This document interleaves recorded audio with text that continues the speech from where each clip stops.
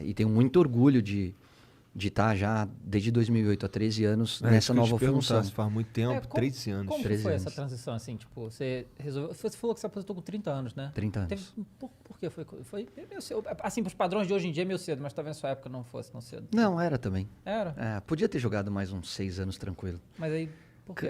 Eu tive uma discussão no Botafogo. Depois de um jogo... É que é uma longa história, vou tentar resumir. A gente perde... Quando eu tava no Flamengo e o Botafogo caiu, a gente ganha um clássico do Botafogo e o Botafogo fica praticamente sem chance, ou aquele jogo mandou eles para a segunda divisão, não lembro. A situação inverteu. Quando eu estava no Botafogo, faltavam, 8 rodadas para acabar o campeonato e o Flamengo tinha que ganhar 6 jogos, a começar por um clássico contra o Botafogo. A gente vai pro clássico, vira 1-0 para nós. Nosso time estava muito bem naquele ano, estou falando de 2005. E acaba 3-1 pro Flamengo com um homem a menos. Inexplicável, a gente perdeu a chance de matar o jogo, aí 2 caras do nosso time se machucaram, e aí foi improvisando e perdemos o jogo. E a diretoria do Botafogo foi na imprensa e esculachou todo mundo, e eu tive uma discussão muito séria com eles, de bastidores. Com os jogadores? Com a diretoria. E não concordei a forma como eles se posicionaram, acho que aquele momento ali, ou não fala nada, ou defende um time que estava fazendo a melhor campanha dos últimos 10 anos. Com um salário atrasado, com uma série de dificuldades e que nunca a gente expôs para ninguém. E aí eu não concordei e eu fui cobrá-los internamente, e aí saiu um bate-boca sério e tal, foi resolvido. No final nós brigávamos por Libertadores, acabamos ficando só com a Sul-Americana, mas era uma competição internacional que o Botafogo não disputava há 10 anos. Então o saldo era positivo, mas me desgastou muito esse tipo de discussão. E aí eu peguei, a vida inteira, naquela época o calendário não é como era hoje em dia. Tava louco, tava solteiro, queria ir pro Carnaval de Salvador, queria curtir a vida, enfim, curtir a minha solteirice. Peguei um amigo meu e falei, vamos pra Salvador. Você tá louco, vai começar o Campeonato Paulista, o Campeonato Carioca, eu tava no Botafogo, mas acabou meu contrato. Falei, cara, eu preciso recarregar as baterias, preciso de uns 3 meses aqui sem fazer nada, curtindo. Depois eu vejo o que acontece. 2006 era ano de Copa do Mundo. Aí as propostas que vieram, eu estava acertado com o Palmeiras, acabou não dando certo, porque eu já estava 4 meses parado. O Palmeiras falou, cara, a gente tá para cair, eu preciso de um cara que venha para salvar o time, então eu vou trazer um zagueiro e não um atacante. Eu falei, beleza. Veio Copa do Mundo, aí nós já estamos falando em 6, 7 meses sem jogar, e é muita coisa para um atleta, por mais que eu me mantivesse em condições. E aí as propostas que vieram não me agradaram muito, eram de times menores, era só para salvar o time do rebaixamento. Como eu fui contratado pro Botafogo, mas era o Botafogo, era um gigante. Eu falei, cara, um orgulho vestir a camisa e tenho o maior orgulho de ter ter vestido a camisa do Botafogo como meu último clube profissional. Mas não, pus na balança e achei que não era legal. E aí, conversando com um amigo meu da Rádio Globo, do Rio de Janeiro, ele me ligou fora do ar e falou, 7 meses sem jogar, você não vai voltar? Eu falei, cara, me arruma um lugar na rádio que eu vou trabalhar com você. Mas era uma piada, era uma brincadeira. Nunca pensei em ser comentarista. Por mais que eu sempre tive um relacionamento legal com a imprensa. Ele falou, você tá falando sério? Eu falei, não, tô brincando. Ainda tem algumas propostas, tal. Ele falou, não, já te ligo. E aí ele me liga e fala, a Globo de São Paulo tá procurando um comentarista, o Oscar Ulisses vai te ligar. Aí o Oscar Ulisses falou, vamos tomar um café? Eu tava em São Paulo, né, moro aqui. Fui tomar um café com os caras e falou, se quiser parar, depois você larga, você volta a jogar, se vem uma proposta, você volta atrás, mas a gente já teve o Zete abandonou no meio, a gente teve o Raí também abandonou. Você é um cara que fala bem, blá, blá, blá.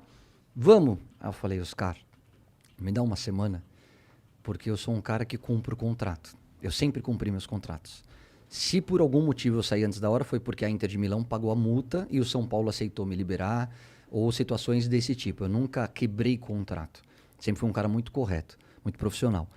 E aí eu tinha uma situação do Catar, uma situação dos Estados Unidos, e essas que eu falei para vocês que eu não curti muito. E aí eu conversei com meu pai, eu falei, pai, daqui a pouco vai parar o Edmundo, vai parar o Romário, vai parar o Bebeto, que eram caras mais velhos que eu, mas com uma diferença aí de 5, 6 anos. Falei, vai parar o Marcelinho Carioca. E depois vem uma geração de Kaká, de Fenômeno, de Ronaldo Gaúcho. Esses caras jogaram mais bola do que eu.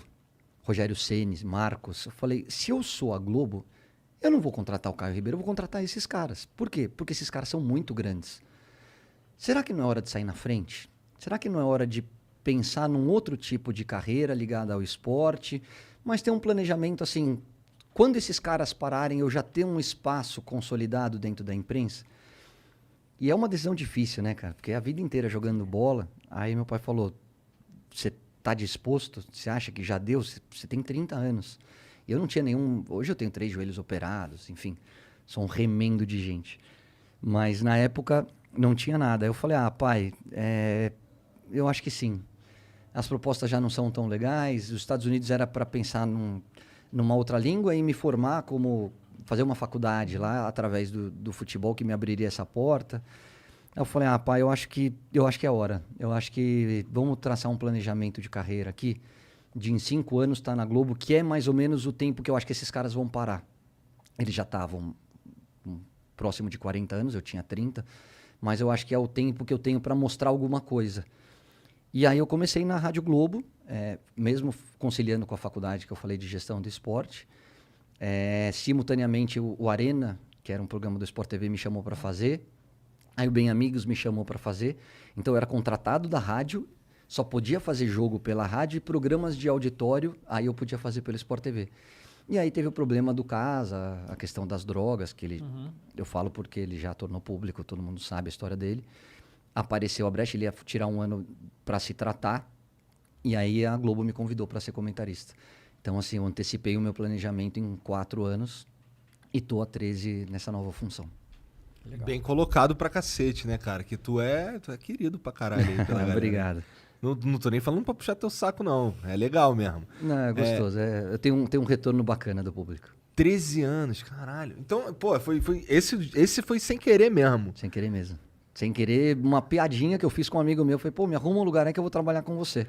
E como é que foi pra você lá no começo virar de jogador? Que assim, você ficou, o quê? 7 meses sem jogar, que tu falou. E aí virou comentarista. Põe 1 ano, vai. 1 ano entre faculdade... Eu terminei no final de 2005. 2006 eu fiz faculdade. E Rádio Globo. Não, terminei de... Você fez gestão do esporte? Não, 2006 era o ano em que eu tava na dúvida, gestão do esporte, que era o ano de Copa do Mundo. Que eu volto, não volto, volto, não volto, volto, não volto. Final de 2006 eu parei de jogar. 2007 eu faço Rádio Globo e Arena / Bem Amigos. 2008 eu começo na TV Globo. E já era, foi embora. Nesse começo, lá quando tava fazendo gestão do esporte e tal, isso aí tudo, você já falou que agora tu não quer virar treinador, mas lá na época tu pensava nisso? Eu pensava mais em virar diretor de futebol, ter um cargo executivo do que treinador. Eu sempre... Treinador então nunca foi uma pira tua mesmo? Não, nunca foi. Hoje eu gosto muito desse lado tático, de clima de vestiário e tal, é uma coisa que seria legal, mas que não passa pela minha cabeça. Reestruturar um departamento de futebol talvez me seduza um pouquinho mais, sabe? Aí a questão é o quanto de liberdade você vai ter, a tua relação com o presidente, quanto os caras vão deixar você trabalhar. Vou até abrir aqui para vocês, eu tive convite do Botafogo, tive convite do São Paulo e tive convite do Santos.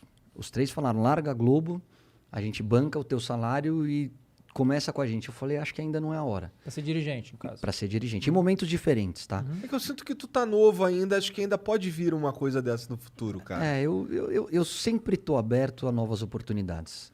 Eu acho que ouvir nunca é demais. E aí depois cabe a você tomar a decisão. Como a de parar de jogar, como a de virar comentarista, de depois seguir para Globo e permanecer. Tive um convite, vou falar uma coisa que eu acho que eu nunca falei publicamente. Acabei de receber um convite da CBF. A CBF me chamou para ser um dos diretores. E aí entra tudo aquilo que a gente conversou. Mudar para o Rio, Colégio das Crianças, ou eles ficam aqui ou ir para lá, tal. E mais uma vez eu falei, apesar de ter muita gente que eu gosto e que eu confio aí dentro, e apesar de todas as turbulências que envolvem o presidente, ou os últimos 3 presidentes, acho que ainda não é a hora. Então, assim, eu acho que você tem que estar sempre conversando, sempre estar atento a oportunidades e depois tomar a decisão que você achar que é mais conveniente. Sim, daqui a uns 10 anos, teus filhos já saíram do ensino médio. Já. Ih, pô, o João vai estar com 20, já vai estar adulto, cara. Pois é. E aí tu pensa de novo. Aí tu me convida de novo, daqui a 10 anos. Que vai ter seleção pra sempre, né? Então, vai ter seleção pra sempre, né? CBF também. Então. Mas é um risco, né?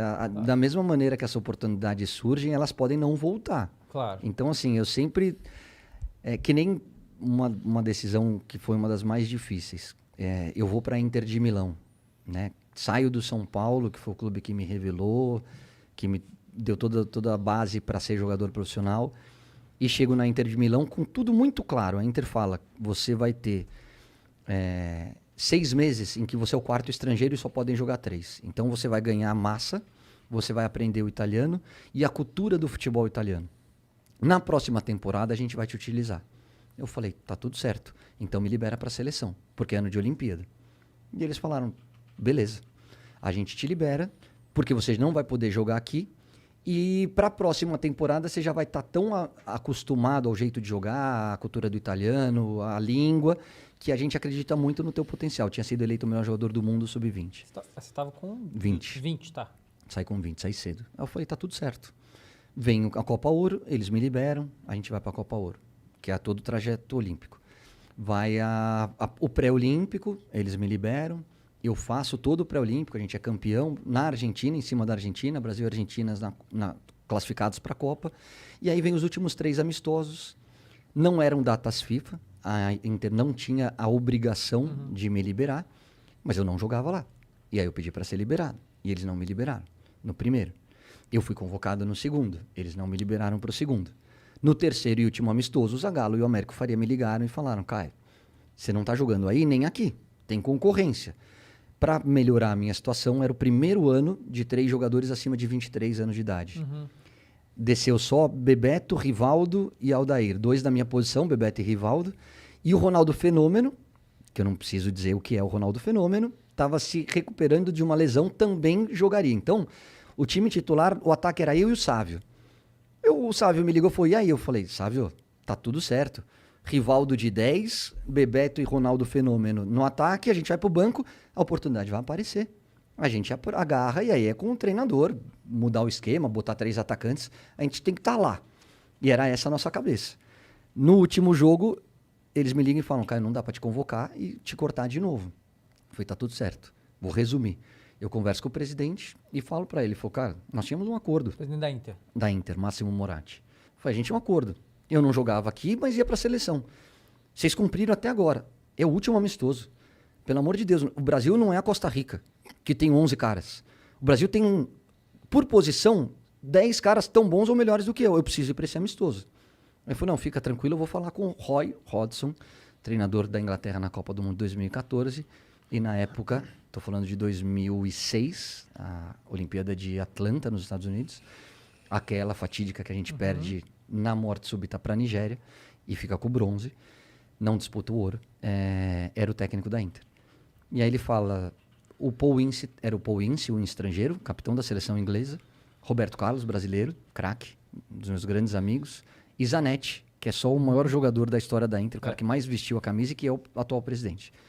Ele falou, o Ince está machucado, você vai jogar. Eu falei, não me interessa. É um jogo. O Inter recupera, ele volta para a posição dele. E eu perco a Olimpíada. Eu quero ir para o Brasil.